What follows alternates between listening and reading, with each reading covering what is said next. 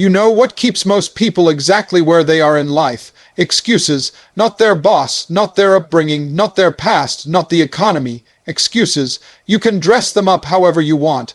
You can call it a rough childhood, a lack of resources, not enough time, or a fear of failure. But at the end of the day, it's all the same thing. It's an excuse. And as long as you keep feeding your excuses, they're going to keep growing, and they're going to keep taking up space in your life that was meant for success. Most folks don't fail because they weren't capable. They fail because they keep handing their power over to reasons that sound good to the average person.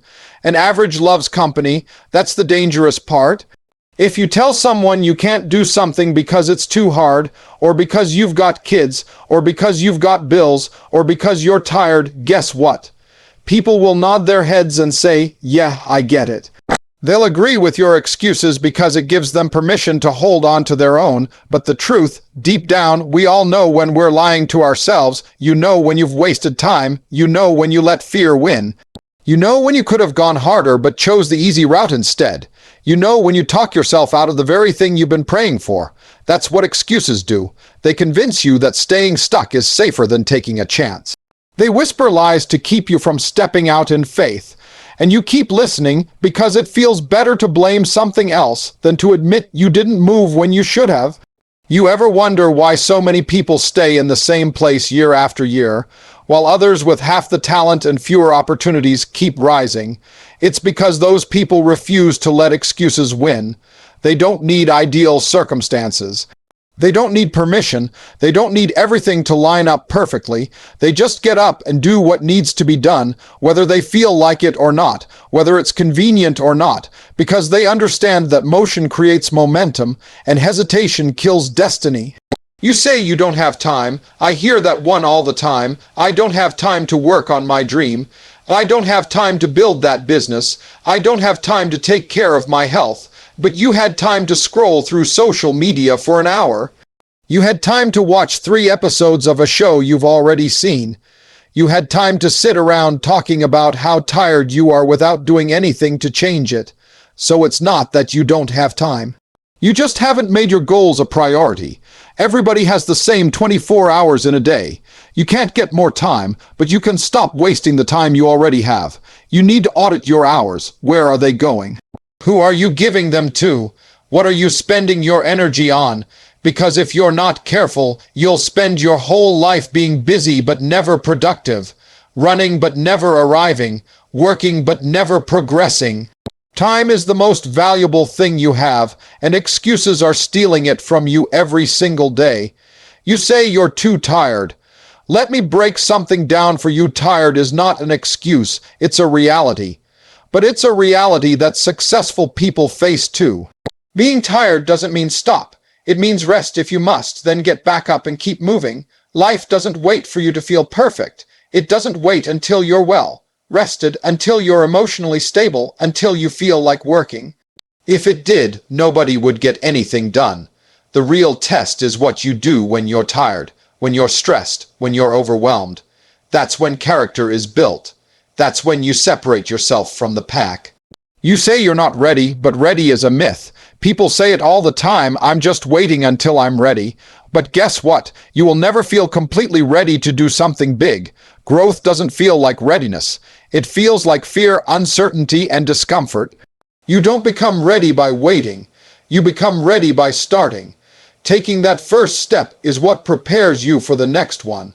Sitting around planning and praying without action is just procrastination in disguise.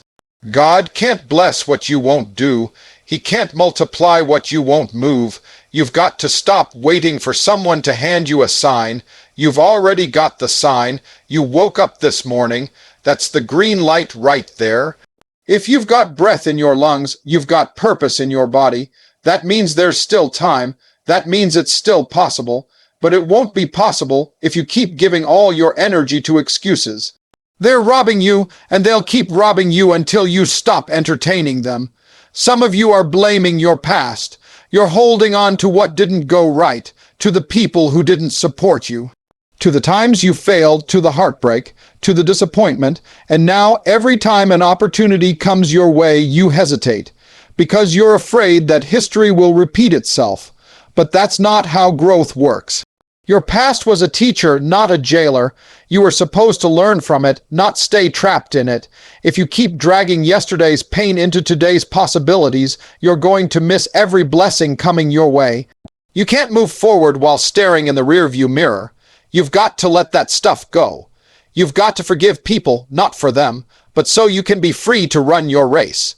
You've got to forgive yourself for the choices you made when you didn't know better. You've got to stop replaying the same story over and over. You've got to write a new one. Excuses will tell you that you're stuck. But the truth is, you're just scared to move, and fear and excuses are best friends.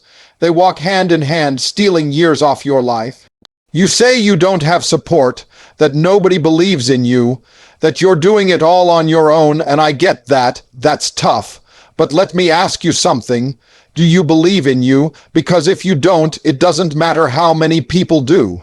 And if you do, it doesn't matter how many people don't. You've got to be your own cheerleader sometimes. You've got to clap for yourself when no one else is clapping. You've got to push yourself when no one's watching. Because the vision you have wasn't given to anyone else. It was given to you. Waiting for everybody to catch up to your dream will have you stuck in neutral. You've got to move without the applause. You've got to keep going without the approval. You've got to trust that if you take one step, God will meet you there. He'll send the right people at the right time, but you've got to take the leap first. Don't let the absence of support become another excuse.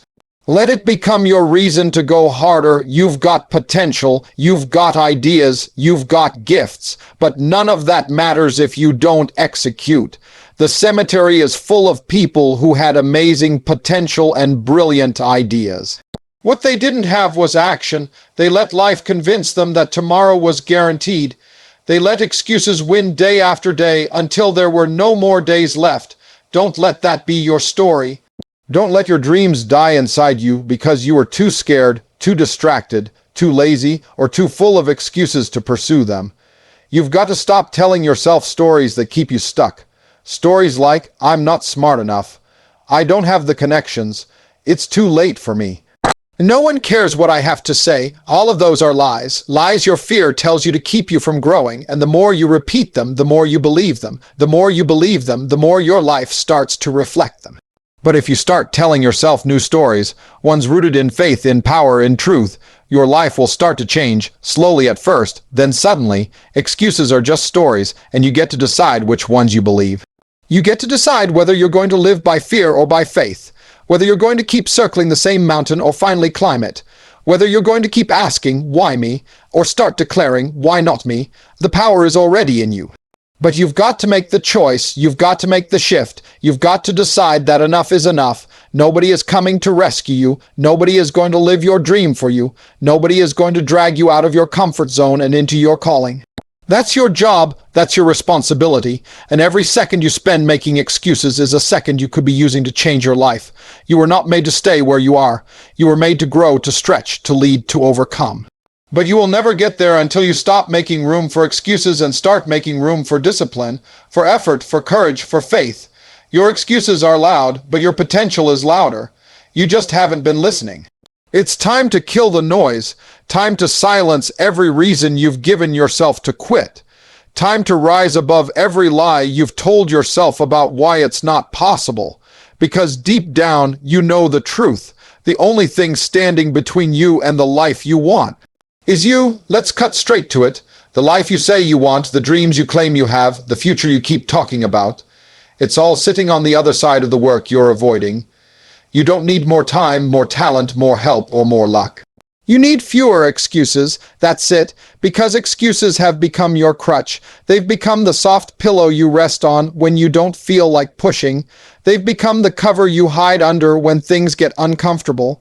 And as long as you keep leaning on those excuses, you'll never build the life you were created to live.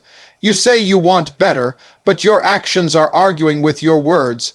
You talk about wanting to be successful, but you won't sacrifice anything for it. You talk about chasing purpose, but you treat your gift like a hobby. You say you want change, but the second discomfort shows up, you shut down and retreat. Why? Because excuses feel easier, because deep down you've gotten comfortable being stuck. And the scary thing about comfort is that it can convince you that stagnation is safety, but it's not. It's slow death. It's wasted potential. It's what happens when you trade your calling for convenience. People say they're waiting for the right time. Once I save a little more money, once I get over this relationship, once things slow down. But let me tell you something, there is no such thing as the perfect time. Life is always going to be messy. Something will always be going on. If you keep waiting for life to calm down, you'll be waiting forever. You've got to learn how to move in spite of the storm, not after it. Because if you don't, you'll find yourself 5 years down the line, still waiting, still stuck, still lying to yourself. You say you're afraid to fail, but failure is not your enemy. Comfort is, fear is. Excuses are. Failure is a teacher. It shapes you, it sharpens you. It exposes what needs work. You can't be great without failing. You can't grow if you're not willing to fall flat on your face and get back up again. Everybody wants to win, but nobody wants to go through the losses it takes to get there. That's not how greatness works. You earn it. You fight for it. You cry for it. You keep showing up even when you don't see the result yet. That's the real price, and excuses are how you try to avoid paying that price. You say you want to get in shape, but every day you push the workout to tomorrow. You say you want to start your business, but you keep scrolling and researching and analyzing without ever acting. You say you want to write the book, learn the skill, go back to school, fix your marriage, but all you do is talk about it, and talk without action is just noise. You've got to get up and do the thing. Even if you don't feel like it, even if you're scared, even if you're tired, you have to be the kind of person that shows up regardless. That's what separates the good from the great. You can't keep putting your destiny on hold because you're waiting to feel like it. Discipline doesn't care about your feelings. Discipline shows up no matter what. And if you really want to change your life, you need to stop negotiating with your excuses and start submitting to your discipline. Every day that you give in to your excuses, you lose a day of progress, a day of peace, a day of purpose, and those days add up, until one day you wake up and realize you're living a life that looks nothing like the one you dreamed about. All because you kept giving your excuses permission to lead. You need to understand that excuses don't just steal your time. They steal your identity. They chip away at your confidence. They erode your belief in yourself. Because every time you say you'll do it tomorrow and you don't, you teach yourself that your word means nothing. And when your own word means nothing to you, how can you expect anybody else to believe in you? You've got to rebuild trust with yourself. That starts by killing the excuses and replacing them with commitments. Small ones, big ones, all of them. You've got to do what you say you're going to do. Period. You don't need another motivational quote. You don't need another podcast or another sermon. You need a decision, a real one that sticks, one that says, I've had enough. Enough of the excuses. Enough of the cycles, enough of the waiting, enough of letting fear be the loudest voice in the room. That decision is what changes everything. Because once you decide, really decide, you won't need to be pushed. You won't need someone to light a fire under you. The fire will already be there. You've got to stop blaming your environment, your job, your boss, your family, your past, your finances. That blame might feel good in the moment. It might give you some temporary relief, but it won't build you, it won't grow you, it won't move you forward. Blame is just another excuse in disguise. At some point, you've got to take ownership of your life. No, everything might not be your fault, but it is your responsibility. Where you go from here is on you, nobody else. And while we're being honest, let's talk about who you're surrounding yourself with. Because if your circle is full of people who are always making excuses, always blaming someone else, always complaining but never change, and guess what? You're going to become just like them. You've got to get around people who challenge you. People who call you out. People who don't let you settle. You can't kill your excuses if you're surrounded by people feeding them. Sometimes the best thing you can do for your future is distance yourself from what's keeping you average.